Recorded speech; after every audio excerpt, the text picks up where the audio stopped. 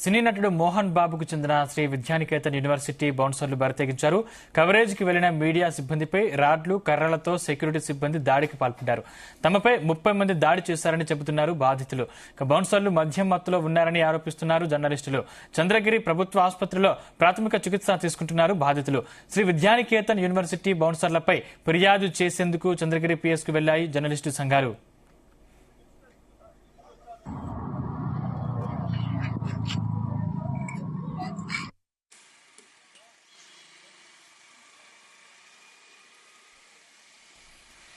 ఇదే అంశానికి సంబంధించిన మరింత సమాచారం మా ప్రతినిధి నరేష్ అందిస్తారు. నరేష్.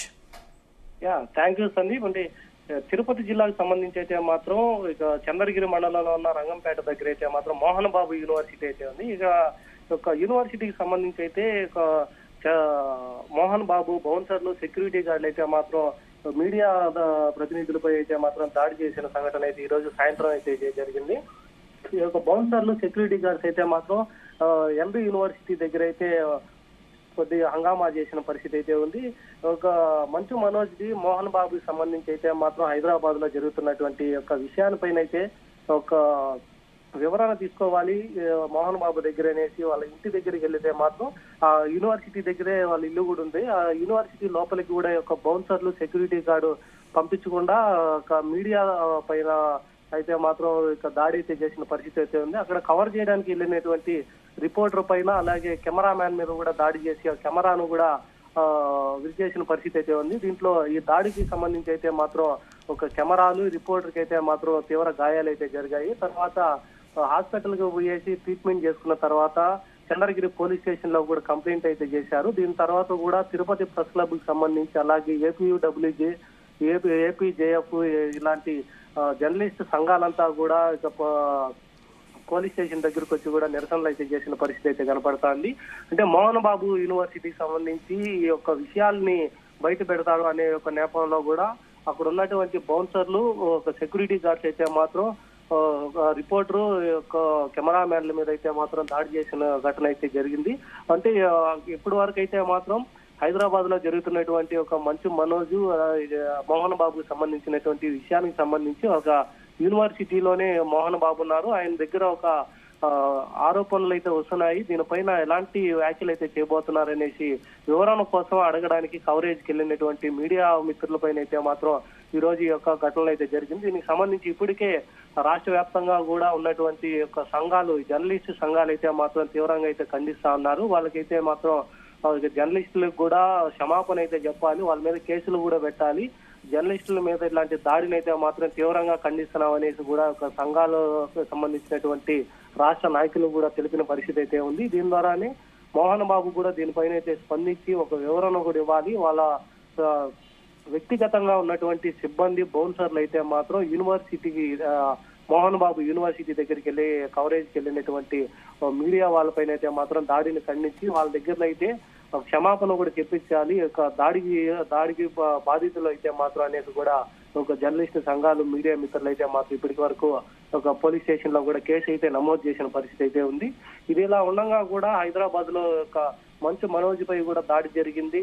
దీని వెనకాల కూడా మోహన్ బాబు ఉన్నారు అనేసి ఒక నెపంతోనే ఈ యొక్క విషయాలన్నీ కూడా కవరేజ్ కోసం వెళ్ళినటువంటి మిత్రులందరి మీద కూడా దాడి చేసిన పరిస్థితి అయితే ఉంది. ఇక మోహన్ బాబు యూనివర్సిటీ దగ్గర అయితే మాత్రం ఎక్కువగా బందోబస్తు కూడా వ్యక్తిగత అనుచరులు, మోహన్ బాబుకు సంబంధించినటువంటి అనుచరులు అలాగే అక్కడ ఉన్నటువంటి సిబ్బంది అంతా కూడా ప్రైవేట్ సిబ్బంది అయితే మాత్రం ఈ యొక్క హంగామా అయితే చేసిన పరిస్థితి అయితే ఉంది. అంటే యూనివర్సిటీ లోపలకు కూడా అలో చేయకుండా వాళ్ళ ఇంటి దగ్గరకు కూడా పనికుండా చేసినటువంటి పరిస్థితి అయితే ఉంది. దగ్గర నుంచి ఒక వివరణ తీసుకోవాలి, ఆయన ఉన్నారా లేదా అనేసి వెళ్ళినప్పుడు అక్కడ వాళ్ళకి సమాధానం కరెక్ట్ గా చెప్పకుండా వాళ్ళపైన కెమెరాలు తీసే వ్యక్తి పైన కూడా, కెమెరామ్యాన్ మీద కూడా దాడి చేయడం, ఆ కెమెరాని విరగొట్టడం, ఆ కెమెరాని విరగొట్టిన తర్వాత ఒక రిపోర్టింగ్ చేసేటువంటి జర్నలిస్ట్ మీద కూడా దాడి చేయడం, అతను కూడా గాయాలు పాలైన తర్వాత తనను కూడా హాస్పిటల్కి అయితే తరలించిన పరిస్థితి అయితే ఉంది. ఈ యొక్క నేపథ్యంలోనే ఇప్పటి వరకు అయితే మాత్రం మోహన్ బాబు ఇంతవరకు దీనికి సంబంధించి ఎలాంటి వివరణ కూడా ఇవ్వలేదు. వాళ్ళ పిఆర్ఓ మాత్రమే స్పందించి సార్ అయితే ఇప్పుడు మాట్లాడలేరు, ఆయన సపరేట్ గా కూడా ఒక ప్రెస్ మీట్ అయితే ఏర్పాటు చేస్తారు, అప్పుడు మిమ్మల్ని అంతా ఇన్వైట్ చేస్తాము, అప్పటి వరకు యూనివర్సిటీకి కానీ అక్కడే లోపల ఉన్నటువంటి వాళ్ళ యొక్క నివాసానికి కూడా రావద్దు అనేసి కూడా పిఆర్ఓ అయితే చెప్పిన పరిస్థితి అయితే ఉంది.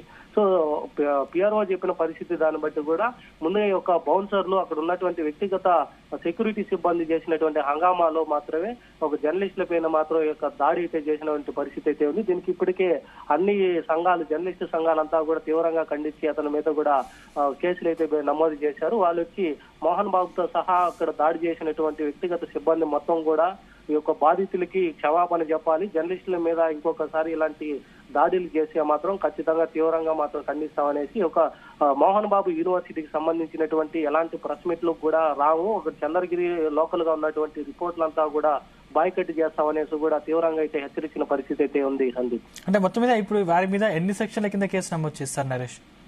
ఇప్పుడు వరకు అయితే మాత్రం అక్కడికి వెళ్ళినటువంటి జర్నలిస్టులు, 9 జర్నలిస్టుల మీద అయితే మాత్రం దాడి చేశారు. అలాగే ఒక కెమెరా కూడా విరగొట్టినటువంటి పరిస్థితి ఉంది. దీని ద్వారానే అన్ని సంఘాలు కూడా పోలీస్ స్టేషన్కి వచ్చి పలు రకాలైనటువంటి సెక్షన్ల కింద కూడా కేసు అయితే నమోదు చేయడం జరిగింది.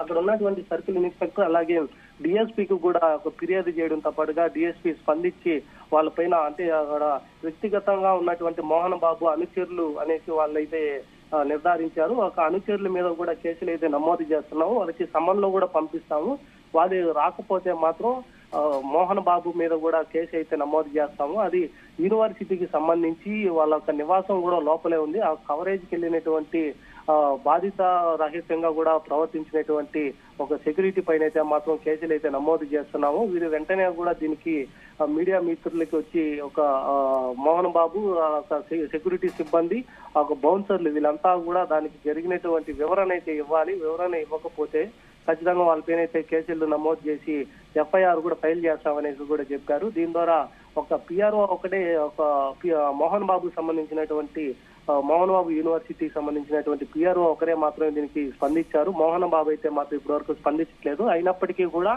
అక్కడ బౌన్సర్లు, సెక్యూరిటీ గార్డ్స్ మీద అయితే మాత్రం ఇప్పటికే పలు రకాలైనటువంటి సెక్షన్ల కింద అంటే జర్నలిస్టుల మీద దాడి చేసేటువంటి అది కూడా డ్యూటీలో ఉన్నటువంటి జర్నలిస్టుల మీద దాడి చేయడం నేరంగా భావించినటువంటి ఒక సెక్షన్లన్నీ కూడా తన మీద ఇప్పటికే నమోదు చేసి ఎఫ్ఐఆర్ కూడా నమోదు చేసేటువంటి ప్రక్రియ అయితే జరుగుతోంది.